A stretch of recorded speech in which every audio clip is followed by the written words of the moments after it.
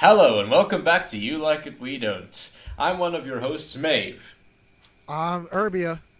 And I'm Majin, and today we're going to be talking about the difference between corporate hedge fund management and low yield bonds. Nah, we're just fucking with you. We're going to be talking about where the TV series have replaced movies as quality entertainment. What do you guys think? Okay. In my opinion, yes. Like, movies aren't gonna stay here forever, but like, in terms of the great actors, great writers, it's all in TV these days. Yeah, that's one of the main issues I think with Hollywood these days. I kind of feel like the actors that are playing in these Hollywood productions are kind of shifting more towards going into good TV series because there really isn't that much going for Hollywood at the moment. I mean, can anybody really remember the last time that very memorable movie Well, came the out? last That, memorable movie for me was Ant-Man, but that's just because I have a thing for Ant-Man, I mean, so I my, might be very my biased last memorable there. movie was much more recent than that. It was Blade Runner 2049. That was a really good movie, but the main issues, I think. Well, okay, number one, Blade Runner is not a new idea. The original Blade Runner was True. awesome and had special effects that even put modern movies to shame. And it's just a very late sequel. It's not a new idea that Hollywood has. It's just following the trend of they're looking back and going, oh dear God, what good ideas did we have? Blade Runner, people like that, right? I agree. Movies are much more focused on franchises, and that's not really appealing to everybody. You know, like I like to see it's new not. stories, like characters I've never seen. Like I don't want to see the sequel of Friday the 13th, Part 11. But or whatever. I think that comes from the problem that Hollywood is kind of, you know, I guess artistically bankrupt at this point. Yeah. You know, there's not really that many really good movies that are coming out that you can honestly say is like, you know. But I think the shift is based on the medium itself. When it comes to putting a story, on the silver screen as a movie, it's limited because a movie in itself is limited. Its budget is infinite. Its special effects are infinite, but it's limited in one very crucial aspect: time. The longest you can't movie go over you get, 3 hours. Like the longest movie you get these days is 3 hours. Once upon a time they were longer, but they actually had to have an intermission. Yeah, that is true. A TV series is broken up into only 35 to hour chunks, but you can watch it wherever you want, and the options for story are infinite. And there you can have virtually infinite sequels, which Hollywood clearly wants. Yeah, but can't get with movies. Series are, yeah. I think if you look at it from a movie perspective, how many movies have actually made it to, like episode 9? I mean, Fast and the Furious, Saw- but I'm the begging Saw them to movies. stop.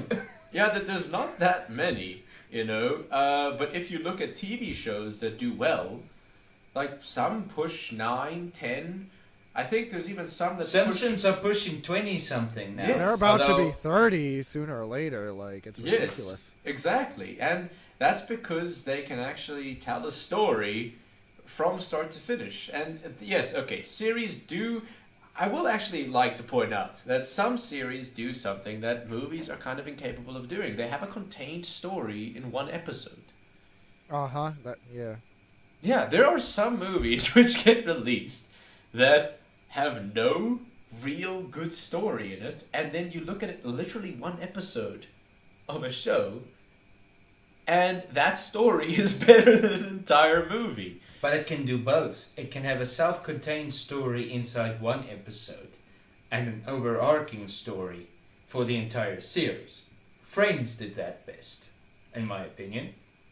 Each episode was pretty much its own story, but there was always sort of an overarching theme to each one. That's how they kept it fresh.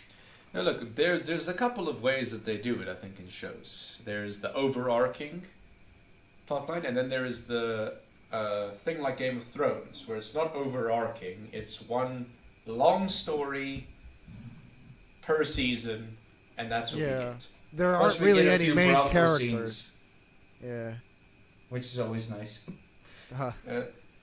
So, I don't know. There seems to be these strange situations right now where Hollywood doesn't really know what to do. There's just sequel after sequel, remake after remake.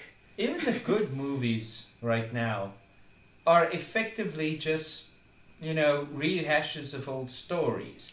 Or, like that Seth Meyers parody put it, Oscar bait. Yeah. Oh my god. Those are the worst. Every movie wants to get an Oscar. That's the main point of every movie these days. All the good movies, ironically, are all the movies which want to get an Oscar. And then we're left, and the other movies that we're left with are Marvel.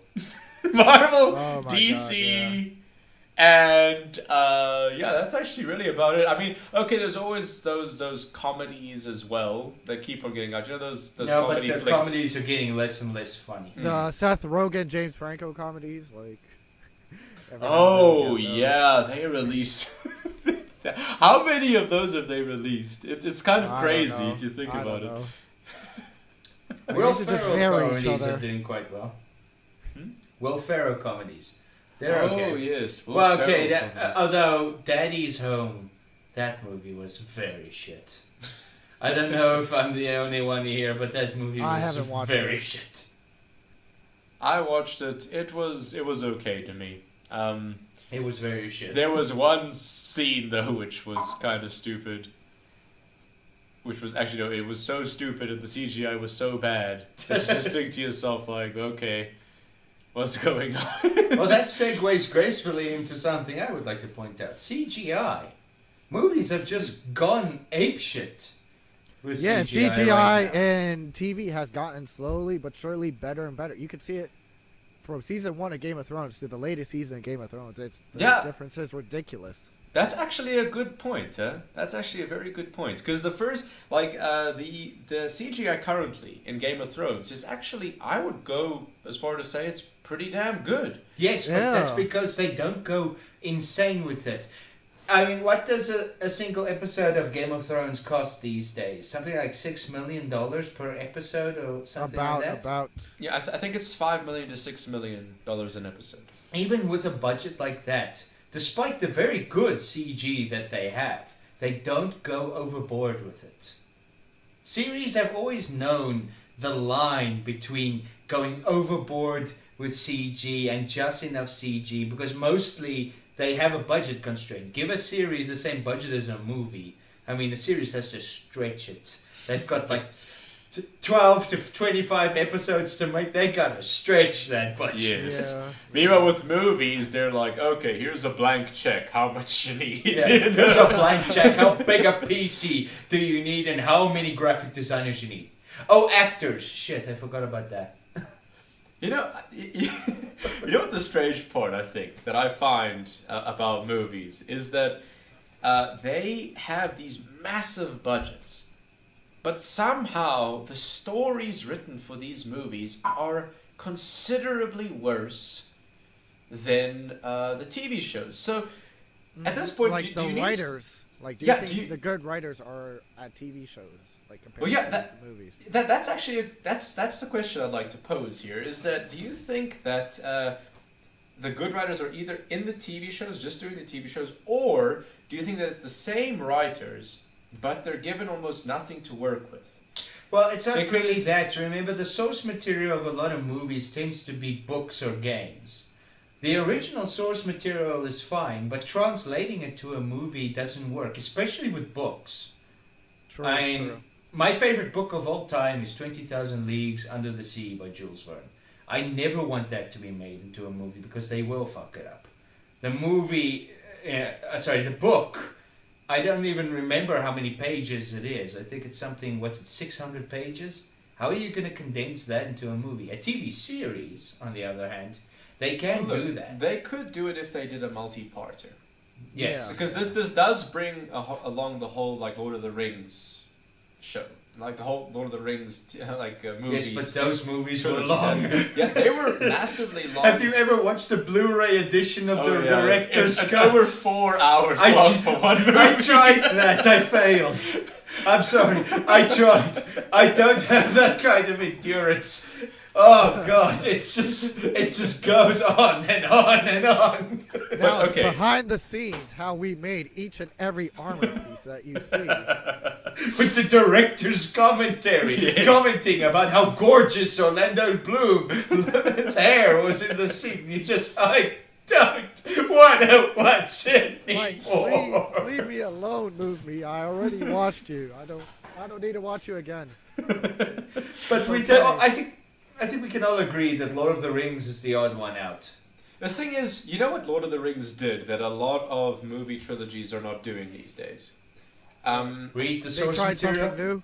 No. They're starting from the beginning, and they make everything as an entire story from start to finish with the same director, same cost, same everything. So Oh yeah. they yeah. have a plan, they build on it, they make it over a lot of years. That's why when Lord of the Rings was released, remember it was a yearly thing. Mhm. Yes. It was they all came But you're out. saying they have a good director, they stay true to the source material, and they don't deviate? Wow. Don't deviate. And also, I really hope there's not another very famous TV series that does that. But you know what? That actually brings another thing that is kind of strange about TV shows into question is that a lot of TV shows have different directors. Yeah, each episode, it's like a new director. Yes. And it And- works nice usually. Yes, a lot of the times it works very well. For instance, But you say TV series need each episode can be its own self-contained story. that is so it doesn't true. matter. However, if the there are director situations swaps. where TV series have an overarching story and the directors change. Mhm. However, when you do that in movies, for some reason, it seems to not work. Well, like, it must boil sometimes down it to works, how the sometimes movie it is doesn't made. work. That's the thing. Okay, I mean, I hate to bring up again, but Ryan Johnson is a good example. Look, let me just finish my point. Okay, let me finish my point. Surprisingly, Ryan Johnson actually was the director for a couple of episodes of Breaking Bad. Yeah, Shit. like Yes. really good ones. Yes, really good episodes of So Breaking the man Bad. can direct. So the man can direct. However, he was not a screenwriter in this situation.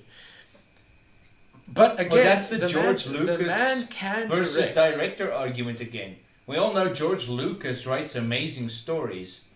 Just don't ask the band to direct. Yes. Especially when it comes to any sort of romance story. Oh, jeez, yeah. Yes.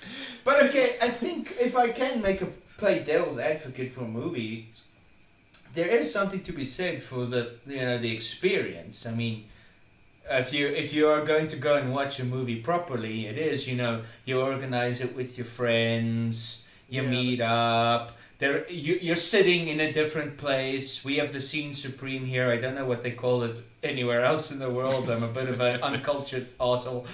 But, you get the comfortable chair these days, massive screen, you got your snacks. Don't drink beer, by the way. That doesn't work well at all. Legally did- speaking, but if you bring a water bottle. Yeah, that's fine. So you can say, a movie is at least an outing. I mean, when it comes to a TV series, best case scenario, it's you yourself and maybe two other friends. No, but you can still Yeah. have a situation where you can have. I would argue that it's sometimes even better. You can have a barbecue. You can invite friends over. You can just watch from start to finish. That is a lot of fun. Oh yeah, we did that. Yeah, we did that with Samurai Yeah, Jack. with Samurai Jack season 5. Yes. Oh God, that was good. I have but to that say ending, though, the people in the movie theaters can annoy the shit out of me. Like when I go there and like somebody's chewing loudly or like their phone is like on the extra bright setting. Oh my god, like Yes, that Oh, reminds me. What happened to the yes. ads where they said, turn off your phone? They don't even fucking try anymore. Yeah, they do. There's no attempt at saying, guys, turn off your phone. But yes, I do agree with Irby. I don't remember which movie it was, but we were sitting and the girl in front of us was, I don't know if it was on Twitter or Instagram or something like that. She was on it for the entire 2 hours of the movie, and did she have to put it on that brightness setting? I know, like put it on the lowest brightness, nobody's gonna notice. But like on Yeah. that high brightness, I see more from your phone than the movie. Yeah, we're sitting there thinking, we don't care that you're tweeting that you finally got to go to the movies with that hot guy you've been trying to fuck for the past 6 weeks. I want to watch a movie. It's hashtag lol, hashtag watching the Avengers, hashtag with Oh, it was my Avengers. BF. It was Avengers Ultron. Was it Age of Ultron. That was the one. Oh, it's like watching a movie with a permanent glare in your bottom left corner. Okay, but I mean, okay. That aside, though, in terms of quality, that's mainly just the people in the cinema that's causing that issue. Yeah, You know, that doesn't change the actual quality of the movie. But I would argue that I'm probably going to get a lot of flack for this, but in my opinion, a lot of the Marvel movies, for instance, have been kind of going down in recent years. Thor Ragnarok was excellent, though. I thought that was, in my opinion, the That's best because you Thor have a movie. thing for Hela. Hey, I hear it's matter. good, which is like No, it surprising was. 'cause, like, Thor 1 and It- Thor 2, I did not like those movies. Yeah, 1 and 2, yes. Same for me. I did not enjoy it, but Thor 3 was actually very entertaining. And I kind of feel like if Marvel goes down that path with their movies moving forward, I'll be back into them again, because the last couple of years have kind of felt a little bit stagnant. But I'd also argue Marvel has more of a series feel now. It's like franchise. Actually, Marvel has kind of turned their movie universe into A series. A because series, they all essentially. sort of build on each other while having a self-contained story. It's just a series episode where each episode lasts 2.5 hours and you have to wait a year between episodes. yes. I mean, So they it'd have be a very bad included series. TV shows in their cinematic universe. Agents of S.H.I.E.L.D., which, like, not good. I had hopes for it, but not good. No, it's not good. I wonder, like, how come their movies are better than their TV shows when the trend is usually the opposite? It's You know odd what's because they're what's animated. strange in that situation actually is DC does the opposite. Their Yeah, movies they're- aren't good, but their TV shows are pretty good. Although I Um, do kind of, however, I've I lost will my say- enthusiasm for Flash and especially Arrow. Yeah, their God, TVs Lord. like I don't know. DC does that weird thing with their TV shows where they start off good and then as they progress they just get Remember worse that and worse. shattering moment when you realized Lauren was going to be Black Canary? Oh, yeah. Oh, that was a dark day. Yeah, look, I will go on record and say that Lauren is by far my least favorite character Is in she that still show. in Arrow? I stopped watching quite a while ago. I think season 4. I don't know. I stopped watching season. Well, okay, 3. that brings us into I what stopped watching TV before series I can even do started. wrong. yeah, stop watching. Yeah, exactly. But okay, this brings us into what TV series can do wrong. I mean, one bad character can ruin a series. And if it's like at season 4, at something that was going to go to season 10 easily, you know, you feel like you've invested quite a lot of time in this and it just goes nowhere. You can waste a lot of time on a bad series. And let's face it, you can get very bad TV series. You know, I think for like with actors these days, have you guys noticed that with actors they've kind of moved to TV shows to sort of promote their acting talent? True. Because it's Well, it says a lot, doesn't it? Yeah, You have to do a TV show to promote your movie. yeah. Do you? It tells me Well, nobody is not paying to promote attention your to your movie, movie. but to promote that you are actually talented. Because Honestly, okay, I don't know if you two have watched True Detective. Yeah, I like watched. Yes. I watched season True 1 Detective. up until a point, and then my internet cut out. Fantastic. But okay, with True Detective season 1, you have the two main leads, which are two movie actors. Yeah. It's Yeah, Matthew McConaughey. And Yeah, Matthew McConaughey and What's his uh, face? Woody Harrison. Woody I Harrelson. think it Yes, is. yes, yes. Woody Harrelson. And But I Woody will- started in series 2. that. He started Did at he? Cheers. Oh yeah, you're right. He did start in Cheers, but okay. Matthew McConaughey has just Yeah, always Matthew been McConaughey has movies. always been in movies, but I would argue that in True Detective they did some of their best performances.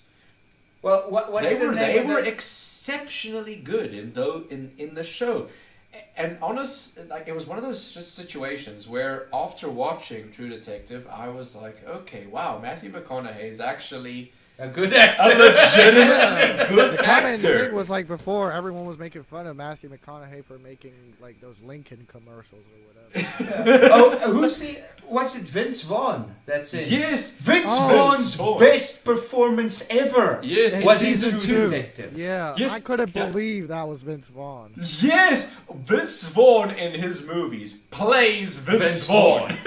But in Vince True Vaughn Detective, he in, was in the movie untouchable. Vince Vaughn, starring Vince Vince Vaughn Vaughn as Vince Vaughn. But in True Detective, it was his best performance ever. He Yeah. was stunning in that. Yeah, he did a great job, which goes to show you if you give. But you know what the problem is that I think Hollywood pushes for Vince Vaughn to be Vince Vaughn because Vince Vaughn sells when he's Vince Vaughn. Yeah. TV Well, it's mo- series, it's more TV than series have a smaller budget. Well, it's more than that. There is a bit of a culture in Hollywood where the best type of acting is not acting. There's a famous film, old film, 90s, 50s, 1960s, somewhere, I think. Can't remember its name. But it's effectively a massive battle has taken place, a lot of dead people on the field, and the general is supposed to look over this and, feel sad. The direction he was given is look over that cliff and look bored. Oh, right. So there's a degree of not acting is the best acting in True. Hollywood. You need to which- downplay your emotions. Like that's what you can't overact because then they say you chew the scenery. Yeah, like Matrix. That's the epitome of less acting was more acting on their budget. But okay, I know I'm bringing up a series that everybody's talking about, and I'm gonna catch so much shit over this. Stranger Things. What's the Oh name of my the God. lady that plays the mother in that series again? Winona Ryder. I'd Yeah. argue best Oh performance yeah, in history. Yes. Season 1 of Stranger Things. Winona Ryder, Best performance. best performance I think I've ever seen her in. The real mark of a good actor is when you're watching something and you don't see who the actor is. I would argue The Crucible is her best performance in the movie. Like it was, Crucible. yeah, that's such a good like. Okay, performance. I never watched The Crucible. But okay, with your opinion, Urbia, Winona Ryder in Stranger Things season 1 though, like really good performance, right? Yeah, yeah. I have to say it's one of her best performances. I agree with you guys on that. Like Yeah. you can, No, like you she- can see she's like perfected it, like to a point where it almost seems natural. Yes, no, she played the role perfectly as a mother. There was no point in that in season 1 where I was like, wow, this is Winona Ryder. I thought, wow.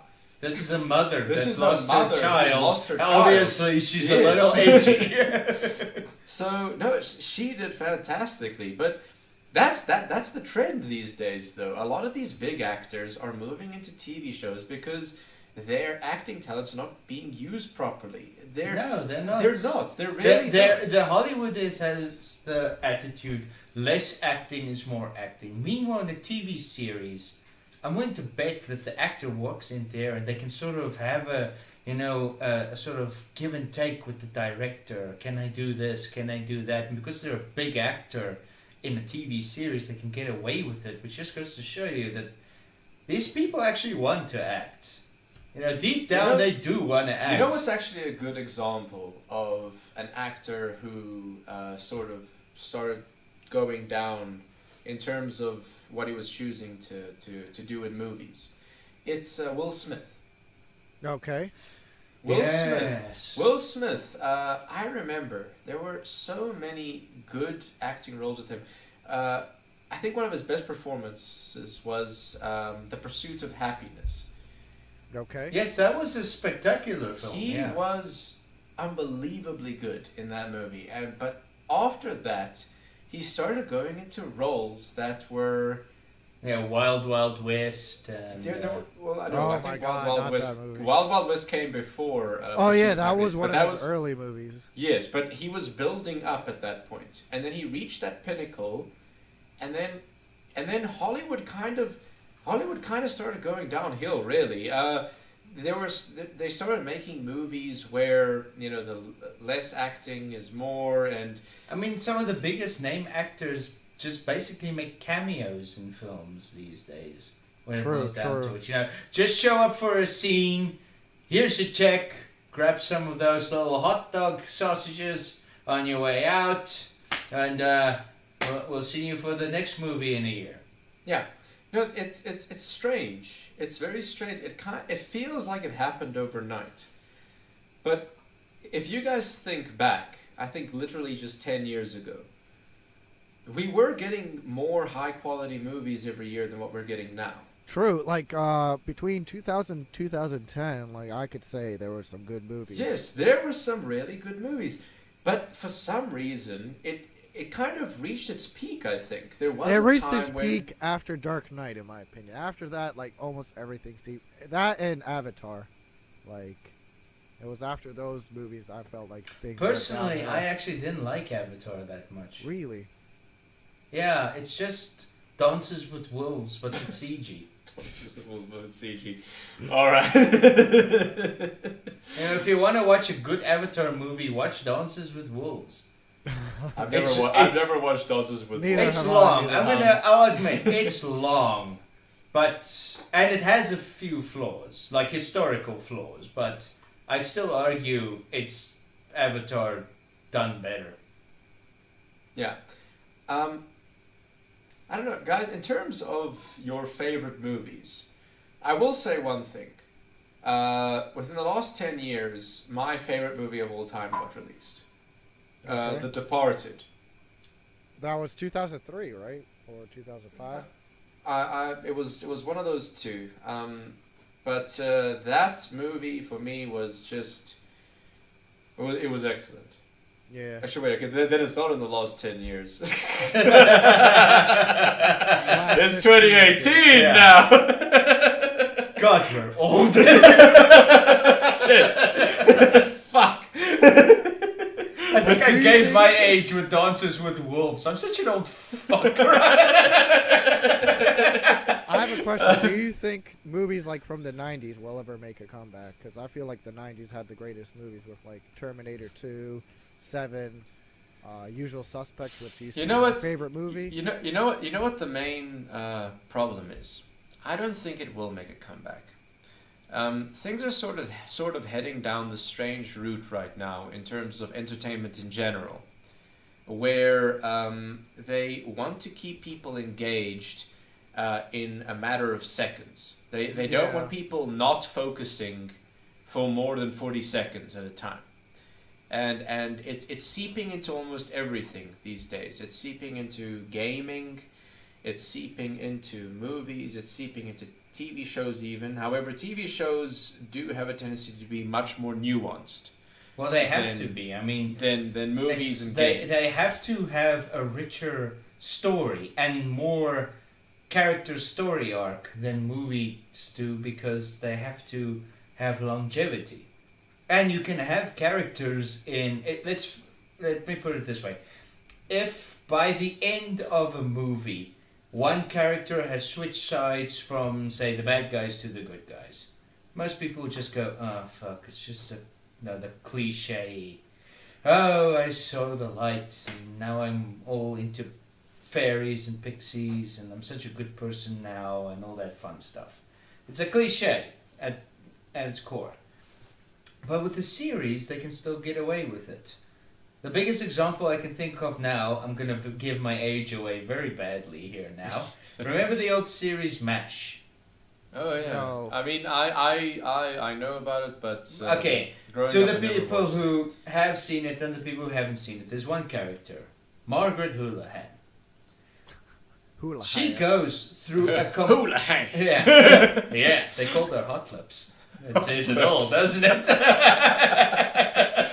The lips on her face, damn it!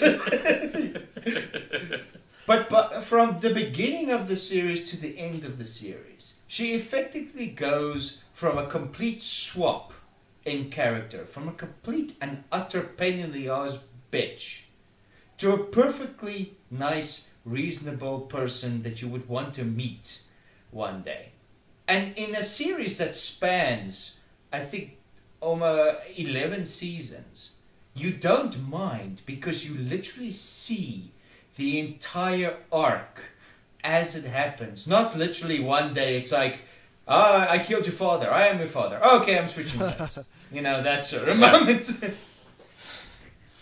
Well, but okay, that is an intrinsic part of a series that movies will never be able to replicate unless they do multi-parters.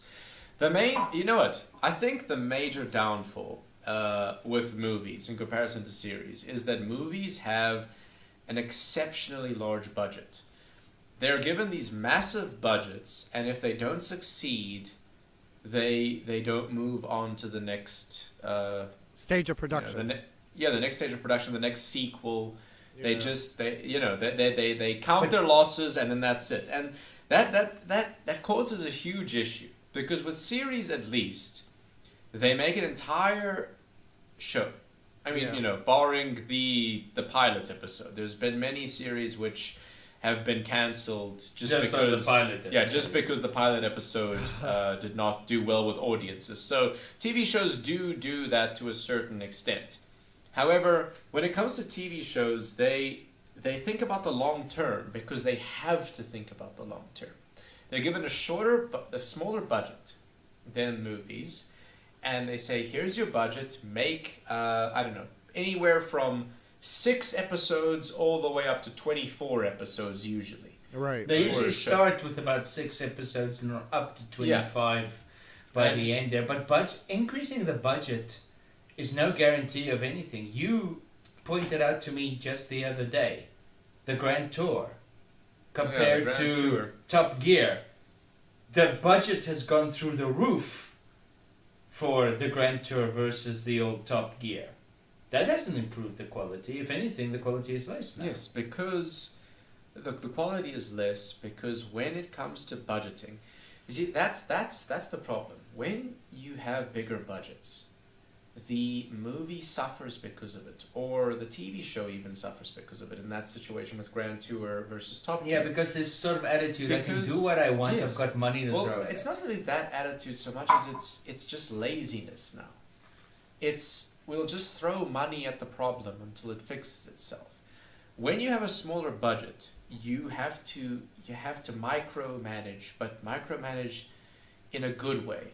You have to look Not a at Kennedy yes, way. you need to, yes. Yes. Yeah, not a Kathleen Kennedy way. The good way. Oh, we The found good a way way. where micromanage is a good Yes, thing. there we go. And then it took us There we 6 go. That's episodes to actually get a there. good way of micromanaging to work.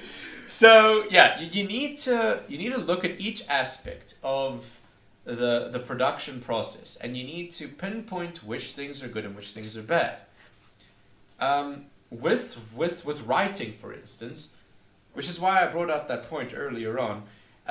With writers, it could be the same writers, or it could not be the same writers. But there's many times where I feel like the writers for movies are not really given a lot of leeway because they write a script. The script gets given to the higher ups. The higher ups base the They take this big black Koki pen and just start Well, no, scratching it's- out a bunch of that's stuff. that's not the main issue. The problem is that they look at the script and they say, how can we make it more streamlined for the audience that we're looking for?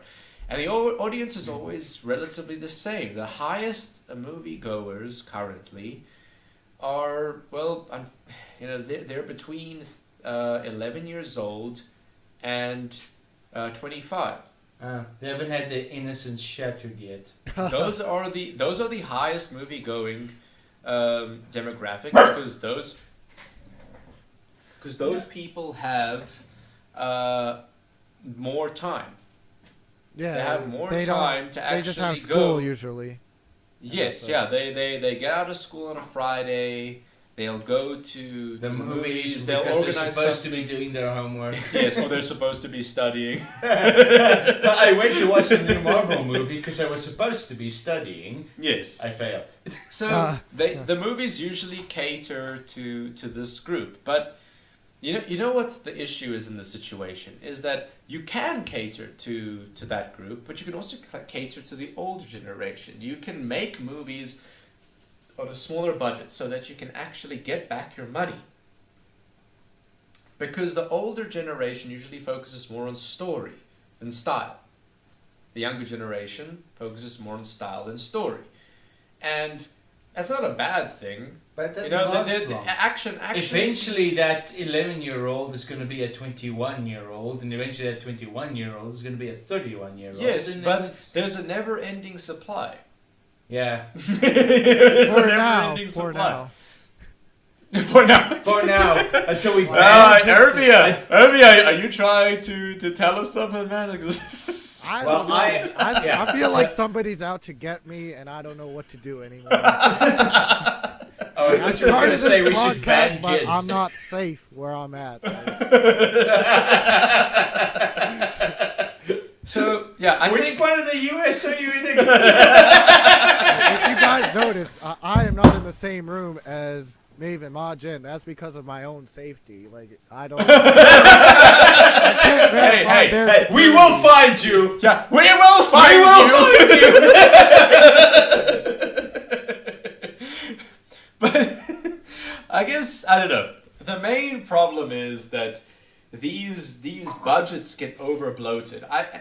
I'd like to actually point out a good example of a movie that turned out really good. Like, in my opinion, at least. You guys are free to see it for yourselves and see if you like it or not. But a great example would be Dread 3D.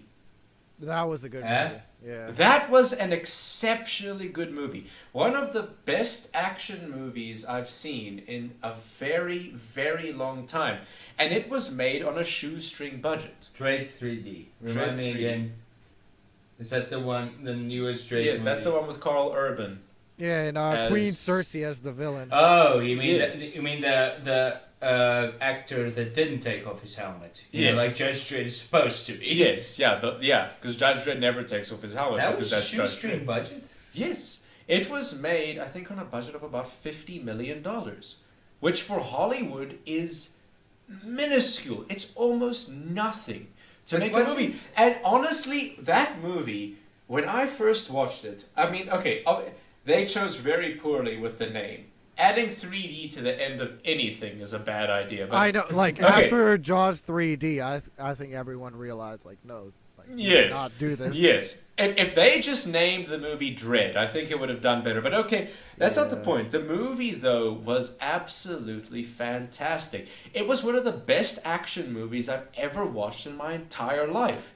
And it was made on a shoestring budget. And Because- it's amazing because you Yes. couldn't tell. Yeah, because But you okay, couldn't tell. Steven Spielberg was like that in his early years. A lot of his movies were shoestring budgets. Okay, he was quite notorious for breaking the budget, but nobody Yeah. cared because they were so good. Duel was a shoestring Oh yeah, budget. Duel was a shoestring budget. That was one of Spielberg's first movies ever made. Well, okay, I know we're supposed to be talking about TV series versus movies, but go watch Duel. Duel was an But awesome okay, movie. Duel though, that's back in the day though. That's when movies were still pumping out great stories and they were almost flawless. it wasn't just a rehash of something. It was But- an original idea. But it also does remind me to something that Urbias said when he said that movies have to be franchises. I mean, Michael Bay, rather asshole temperament, said that he can make any Transformers movie and people would still go and watch it. There is a degree of that in movies, right? It's ridiculous. Like, only because of the franchise are people gonna go watch it. But again, it's also because of style over substance. Yeah, I watched the first 2 Transformers movies. Honestly, after that, I couldn't No, care. look, After what's the actress's name? Megan Fox. Megan Fox. Megan Fox. Yeah, after yes, she yes. left, I didn't see a point in watching anymore. I wonder why. Oh, But the okay, dark, look, the dark I- hair, the tattoos, the ability to kick my ass across a field. She's totally my type.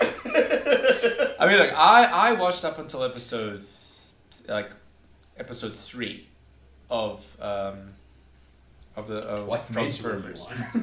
The Dark Trans- Side of the Moon or something. Yeah, Transformers 3 was the only time I think I was about an hour and 45 minutes into the movie. The movie's fucking long. It's way too oh my god, it's way too fucking long. But okay, anyway, an hour and 45 minutes into the movie, I started feeling tired.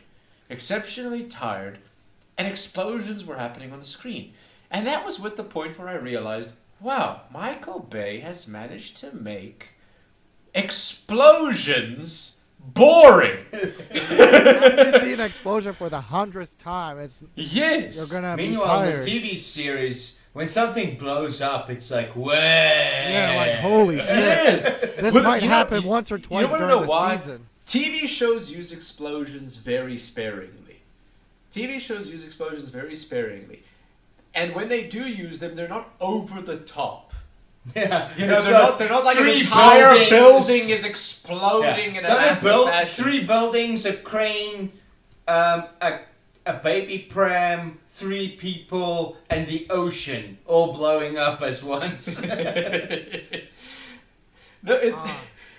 it's just crazy though. But that actually is a not Terminator, Transformers is a great. Terminator was good. Yeah, Terminator was good. I mean, okay, Terminator 3 wasn't.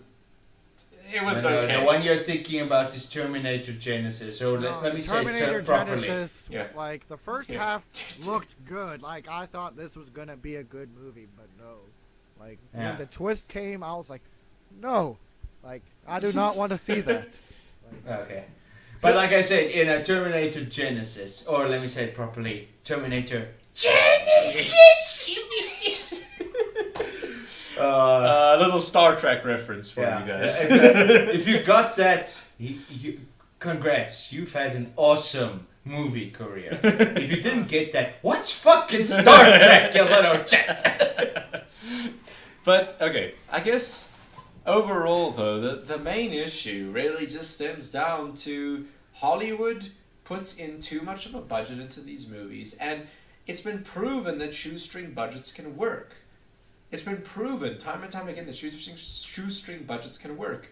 I mean, I understand. Well, that you need talent though. you need. I mean, there a are shoestring certain budget situations. will bring out talent, but if you have a shoestring budget and an idiot, you're just gonna end up with Sharknado. No, look, you need. Yeah, okay, where but no, the name is the Sharknado. coolest Sharknado part. is one of those movies which is purposely made to be bad. Which actually brings up a good point. There's no TV shows which are purposely made to be bad. I would argue That- a lot of ABC shows are purposely made to Have you seen I think that's more unintentionally funny, one? like The Room. like, oh my god, these shows are horrible. Like these sitcoms, like, I think there's a tax loophole somewhere. Who was that? Uwe Boll? That utilized No, German tax No. loophole? It was the original director who made Batman and Robin. oh, Schumacher. Schumacher actually. Did he discover it? Yeah, he was the one who used this very strange tactic. No, Uwe Boll used it too after a while, didn't he? I'm not sure. He's I the one, know. he I know. made, I know he's that. the one that made I know that Blood Rain Schumacher. and Alone in the Dark. Yeah, but He's the one but that Schumacher exploits the did this German first, tax though. loophole to But make Schumacher money. did this first, though. Batman and Robin came out before both of those movies.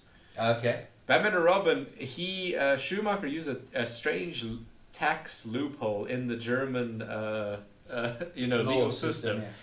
where he would actually get back more money than what he actually lost. Well, as I understand On- it, it's on the the making of the well, movie. it's the epitome of the producers. You know, if the movie does bad, you know, you can claim it as a massive loss. Okay, no, it's not the producers. Now that I think about it, Yes. the producers knew exactly how much money they had. They just hid it. Yes. So it's Watch The Producers, by the way. The remake. Yeah, That's yeah. actually pretty good. Yeah, The Producers is very funny. However, first 15 to 30 minutes, you're gonna want to turn it off. Well, You're gonna want to turn it the off. best but way we can put gets, it is it gets it's- ridiculously yeah, funny. the best way we can put it is it starts out very strange and it's all downhill from there. Yeah, it just gets batshit crazy towards the end. But God, I love that movie. I wanted to make a point about like how during these times, like the way we consume media is changing. Like with these streaming apps they have nowadays, like Netflix. Nobody subscribes to Netflix for the movies, in my opinion. I think people subscribe to Netflix for the TV shows that they have, yeah. so they can binge watch. Like you can't binge watch a movie; it just doesn't sound right. But- Well, you definitely can't binge watch the No, you know director's what? cut of Lord of the Rings. You know what? You're actually right. That is very true. Movies have kind of gotten to the point where, I mean, okay, guys, like speaking, like logically though. Yeah. How often do you guys rewatch a movie?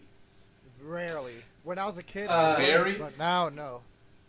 Yes, as Well, I rewatch my favorite movies, but as yeah, a but look, rule, even no. even with that, you barely watch. Like, for instance, The Departed, which is my favorite movie.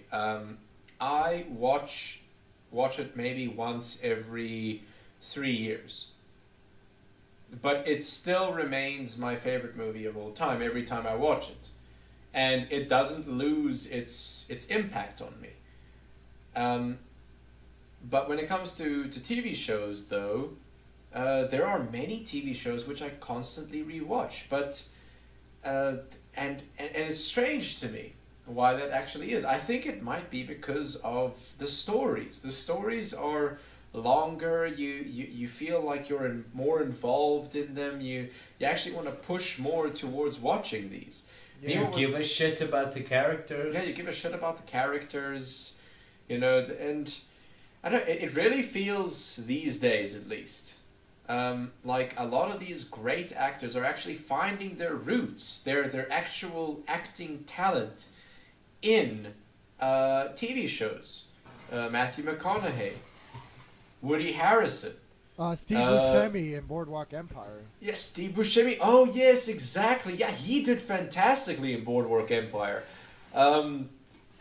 There's so many situations The where lady in Stranger Things. Sorry, I'm very bad. at Winona names. Ryder. Yes. I suck at names. Bryan Cranston in Breaking Bad. Like, how Oh can my we? God. Oh, One Yes, of the greatest he- movies Yeah. of all time. Yes, one of the greatest shows ever made. Bryan Cranston. He wasn't Bryan Cranston. He was Walter White. I would like to bring up how, like, in the beginning of Breaking Bad, there weren't too many viewers, but as this, like, as it progressed, it got more and more viewers, which you can't do that with movies. Like, if in the beginning of the movie nobody's watching it, usually that's how it's gonna stay, at least until it comes out on DVD or whatever. yes, like, but Walter TV White shows, also. the viewership typically goes up as more episodes are released. The word of mouth Yes. spreads. Yeah, that is true. And Walter White epitomizes the perfect story arc. I mean, he was effectively just everybody's punching bag in the beginning of Breaking Bad. I mean, I didn't like him at the beginning of Breaking Bad. I looked at him and was like, oh, he's just clearly just a fucking wuss. Yeah, he's Now he's by tiny okay, whiteys. I'm up to season 4, so nobody spoil for me. But even at the beginning of season 4, he's much more of a badass, and at no point do you question any of it because arc, Yes. Well, story arc. to bring up a good point about TV shows is movies have a tendency to be aimed towards a certain demographic. TV shows have a tendency to be aimed at a higher demographic overall because of the low budget that they have. A good example would be what happened to me recently. I managed to get my dad to start watching Breaking Bad. Yeah, he binge watched He it into binge 2 a.m. Breaking Bad until 2 a.m. in the morning.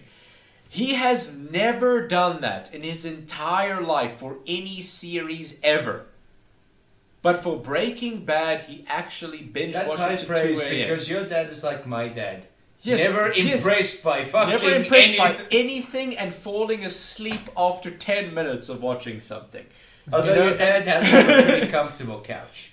Okay, look, I will admit my dad does have a pretty comfortable couch, but that's besides the point. That's beside the point. The fact that he managed to stay awake until 2 a.m. on a comfortable couch watching it, It's You know, even more. It's a even more sleepable couch. impressive. It just means that series have kind of evolved to the point now where, because of their shoestring budgets, compared to movies, I mean, they have had to adapt to an environment where they need to embrace a larger demographic that brings in more people of all different ages, races, everything, and it actually works. And I'd also works. argue TV series are edgier. They They get away are. with They more. have it. They have you're right. TV Because you series- can say something that's a little bit more racist or more sexist in a TV series because, you know, it sets it up for later when there's reconciliation where people, take notes, Ryan Johnson, go through an arc Yes. and realize what they've done. You can show them before and after a specific event in their life. So they can be a little edgier. I mean, I can't see a movie portraying drugs in the way Breaking Bad does. They kind of have to take the wait, though, bad... you're forgetting about Requiem for a Dream. I mean, that's a '90s movie. Like That is a 90s movie. But- Actually, yes, yeah, you're right. That but- is a but 90s movie. Requiem for a Movies were, Dream- Like one of the edgiest things, like late '80s. and yeah. But 90s. Requiem for Yeah. a Dream The Crow was so is... Oh yeah, look, Requiem for a Dream. Honestly, I've never watched a movie that after finishing it, I actually just had like, I just But Requiem for a Dream is in a class of its own. I'd classify that in its own separate subgenre.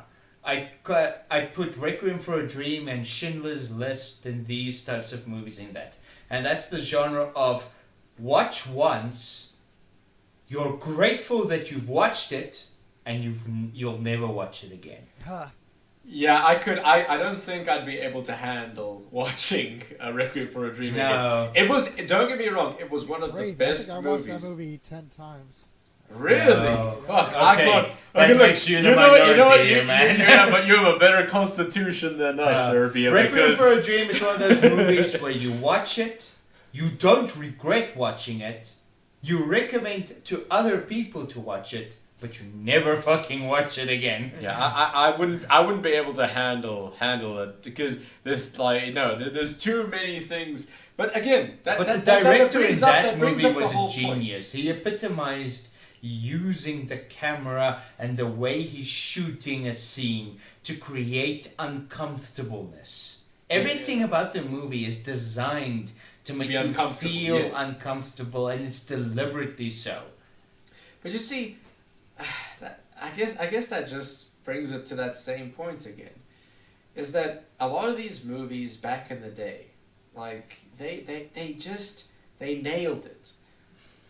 Hollywood went through a sort of renaissance in terms of its stories and everything, and then eventually it ended up to where we are today, where it's all it is just superhero movies and the occasional good movie that gets released. No, I do agree. And Yeah, It's seen its golden age. It's not that there are not good movies coming out, but I have a sort of feeling that the best is behind us. yeah, Yeah. I guess overall though, to answer the question, I'd have to say that TV series are taking over movies in quality. I can't remember the last time that I was excited for a new movie to come out as much as a TV show. I'm incredibly excited to see the new season of Game of Thrones. I think Game of Thrones is the best example of how to do a TV show right. When you have a large amount of original text to build up from. And a good budget. Yes, and a good budget, yes. I mean, okay, their budget, still though, if you think about it, they have, Urbia, just remind me again, it's about 12 episodes per season? 10. 10. 10 episodes per season with a budget of 5 to 6 million per episodes. That means that you have a budget of from 50 million to 60 million for an entire season, and that's what Dread was made on. When you compare that to every other budget in Hollywood, Now they crack they- 2, 3, 400 Yes. million easy. Yes. We all freaked out when we saw the budget for Spider-Man 3. Turns out, yeah, pocket change. yeah, it's nothing to them. And the main issue is when you increase the budget, there's more at stake. So the people who gave the money get to the point where they're like, okay, no, we need this to succeed, otherwise I just wasted all my money. Meanwhile, with those same people, when they go into a TV show and they spend anywhere from 10 million to 60 million a season, that's like pocket change to them. They're like, do whatever you want. And everybody has Do whatever fun. you want. Everybody Everybody- brings yeah. their A game. Everybody brings their A game. The writers aren't constricted by the time. They can make an overall story arc. Everybody is free to do as they please. The director can make everything the way that he wants to make it. So it does end up in that strange situation where Hollywood has become the way it is simply because of the budget. Do you guys agree with me on this one? To a point. Like, to answer the question myself, I would say that movies are gonna fall off eventually. They're only popular when they're in the movie theaters. But once they're done, you don't hear too much talk about it. It's like, oh, did you hear blah, blah, blah is getting released on DVD? Nobody gets excited for that. And you go, oh my god, I don't care. Exactly. So they're only popular when they're in the movies. Theaters, and I feel like movie theaters are still going to earn a lot of money. Movies as well are going to earn a lot of money if they do well during that time, but after they're done, that's it. Whereas opposed to TV shows, they're going to be popular for a much longer period of time. They're like in business school, product life cycle is even longer. Yeah, you know what? You're right. I can see myself in 10 years rewatching Breaking Bad Yeah. and enjoying every single second of it. But I cannot see myself rewatching Thor 1 or Thor 2 or even the new Jumanji that got released. And being that like, two yes. reboots, which is just a whole new I Hollywood cannot problem. see myself being in that situation where I'll rewatch it and I'll just be like, yes, this is what I wanted. I really can't see myself in that position. So, yeah, I guess overall, Well, okay, if I could answer my version of the question, the question was, has TV series replaced movies in terms of entertainment quality? My answer to that would be not yet, but the trend has already started. I foresee maybe in the next 5 to 10 years Why did I whistle there? Not sure. That makes no sense. Let me try again. But I foresee in the next 5 to 10 years. Great, no whistle. TV series are just going to become more popular than movies, and ironically, I don't want that to happen, because as TV series become more expensive, their budgets are going to become bigger. They're going to become more lazy, and they're going to fall into the Hollywood trap. And the movies that we are now criticizing for being reboots, rehashes, and just plain re-shit stains are going to go down, lose their budget, and suddenly be amazing again. yeah, we're gonna end up in a constant loop, back and forth. Yeah, so who knows, maybe in 10 years, Yes. we're going to be sitting here and asking the question, have movies replaced TV Replace series in TV terms of series. entertainment quality?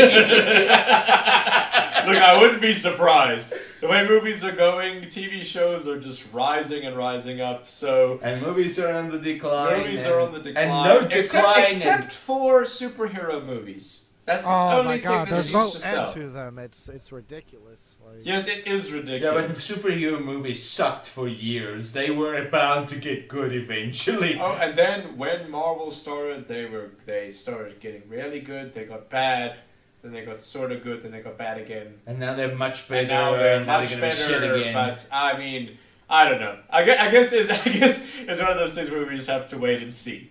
So I guess in summary, for our closing thoughts. Don't buy Battlefront 2. Don't buy EA games. the Star Wars movie that just Fuck came out. EA! Last Jedi is the worst Star Wars movie ever made. That's our Beatles- closing Beatles remark. just won, so yeah, like, fuck movies. Fuck Yes, the sir. Patriots. Don't buy. Yeah, to point it out, They were. Urbia supports the Yeah, Eagles. the Eagles win one Super Bowl and suddenly Yes, it's. Urbia supports the Eagles, so you know. You do realize He's been waiting for this all his life. He was born out of the womb holding an Eagles banner. You do realize, Serbia, you're in the US right now. The opposition can find you. Oh no, they realize I'm in Philadelphia. You just gave your location. When's your plane back to Europe? The Patriots fans will find me. Do you hear that riot forming outside your window yet? So yeah, overall, I guess yes. In my opinion, TV series have definitely replaced movies in quality.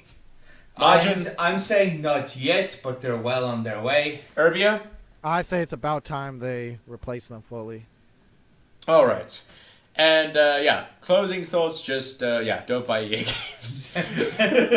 Yeah, Don't buy EA games, and don't watch. yeah. Watch Don't the watch, produ- don't watch Star Wars: The Last Jedi.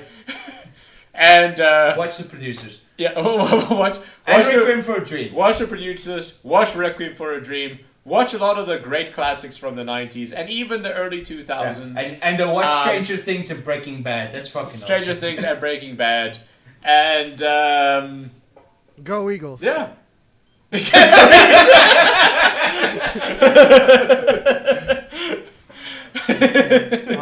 So, Majin, But okay. you want to do the closing?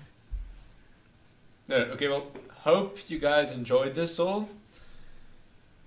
Yeah, thank you all for watching. This is going to be I think a shorter one by comparison. Yeah, But we're not thanks going to all talk the for almost 2 hours. But thanks for everyone who has supported us this far, and we hope to see you in the next podcast. Yeah, keep on listening. Yeah, where Yeah. I'm sure we're going to tackle something even greater, like the world's current physical policy and the unification of a world federal government. Nah, we're just fucking with you again. Or what is the meaning to life? We're just fucking with you. We're going to tell you about movies and games. But okay, enjoy everybody, and see you all next time. Thank you for all the support and listening to 3 grown-ass men complaining. We hope you enjoyed it. Please remember to subscribe, like, comment, and share, and please consider supporting us on Patreon. If you want to receive updates on our channel, as well as when we release our videos, please join us on Facebook and Twitter. Enjoy, and see you all next time.